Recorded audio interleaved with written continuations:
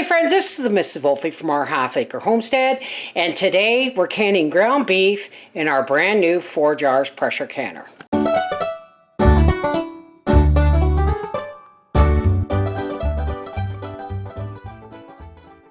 Here I have almost 15 pounds of local hay-fed ground beef.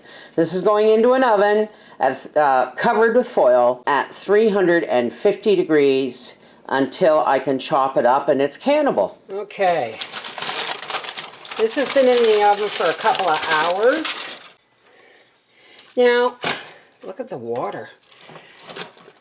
You don't have to have it cooked all the way through. That's just a precaution I take. But this pretty much looks done to me.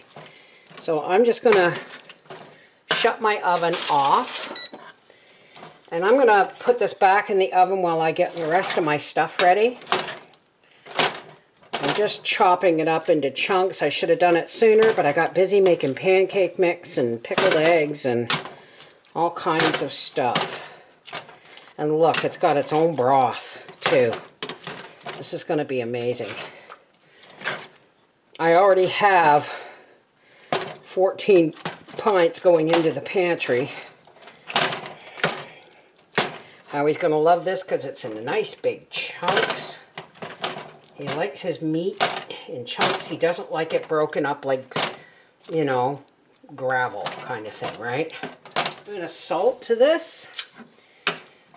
And that way I don't have to salt the jars.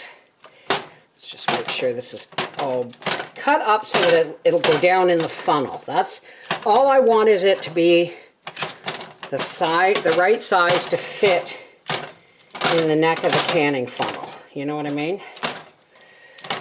Alright, so when I'm done with this and I've got my jars are ready, but when I've got my canner set up, we'll move on. I have never used a gauge canner before, but I have the gauge, and I also have these weights that they come apart, they unscrew.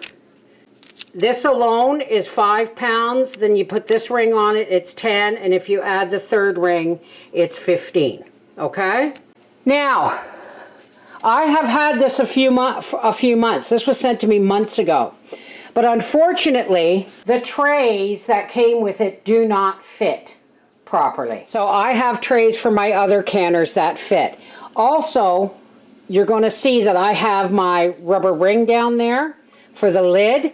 Every time I use a new rubber ring, or I use it after a long period of time, I always get it hot and pliable.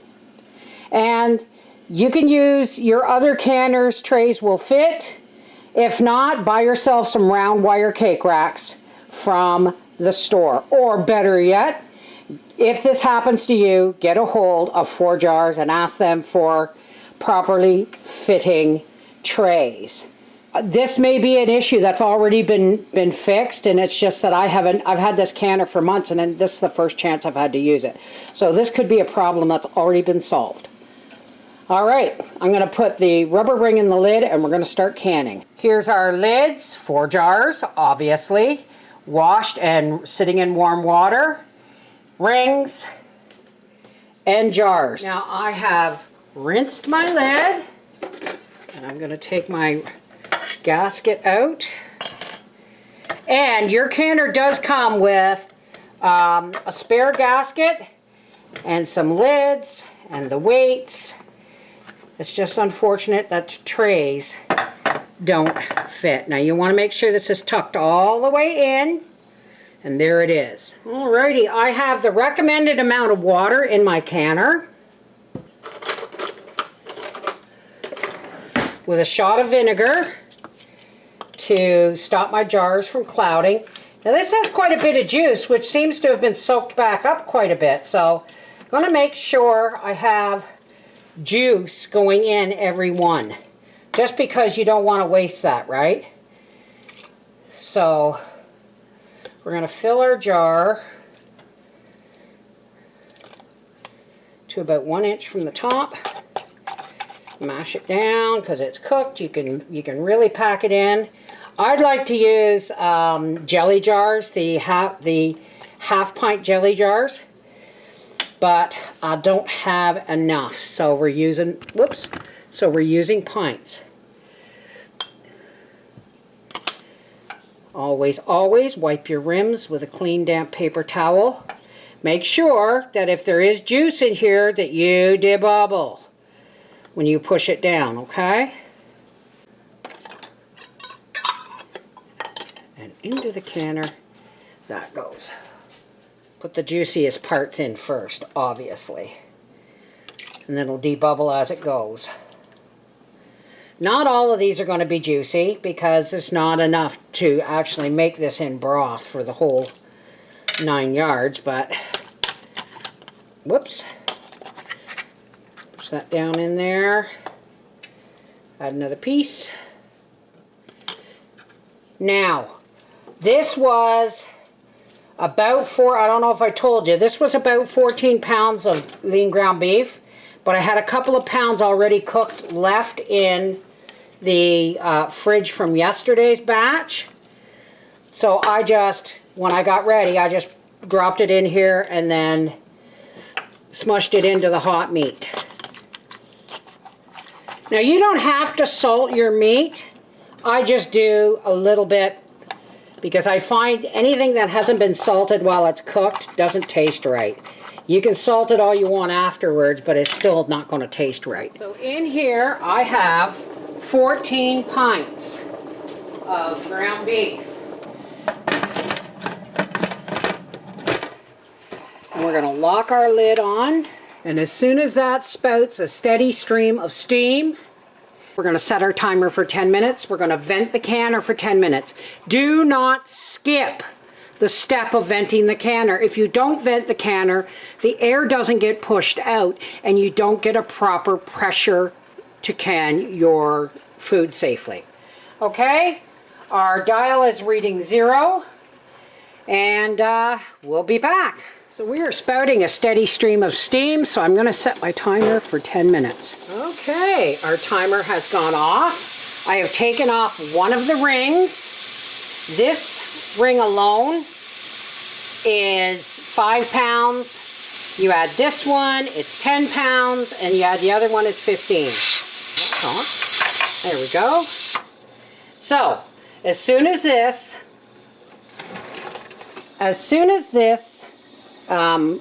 gives us a vigorous jiggle, or as soon as this dial hits 10 to 11 pounds, then we will start timing, okay?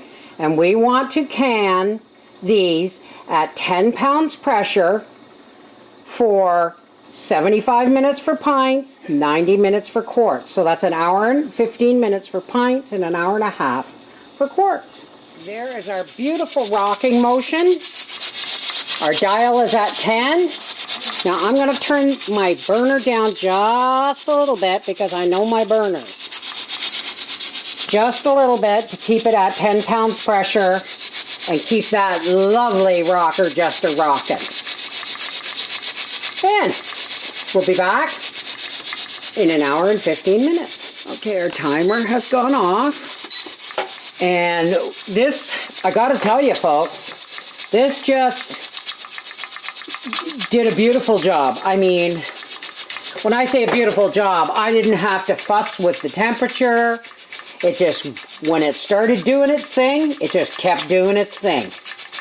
And that little rocker, I think he's a jolly fella, isn't he? So, we've shut off, we're going to shut off the canner now. We've shut off the canner, and we're going to let this cool naturally. You know the rules. Don't try and open it. Don't plunge it in cold water. Don't wrap it in cold, wet towels. Do not depressurize it. Just let it cool down until you can touch the sides with your hands comfortably before trying to open it, okay?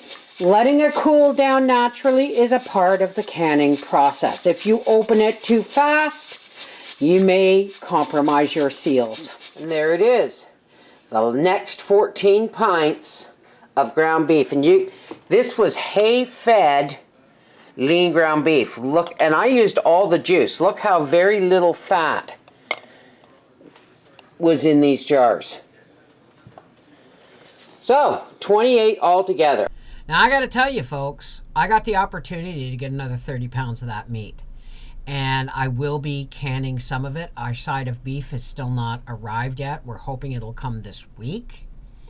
And if that meat comes and it's wrapped in paper, I will be canning that and saving the vacuum sealed ground beef for meatloafs and such. Take advantage of bargains and sales when you can.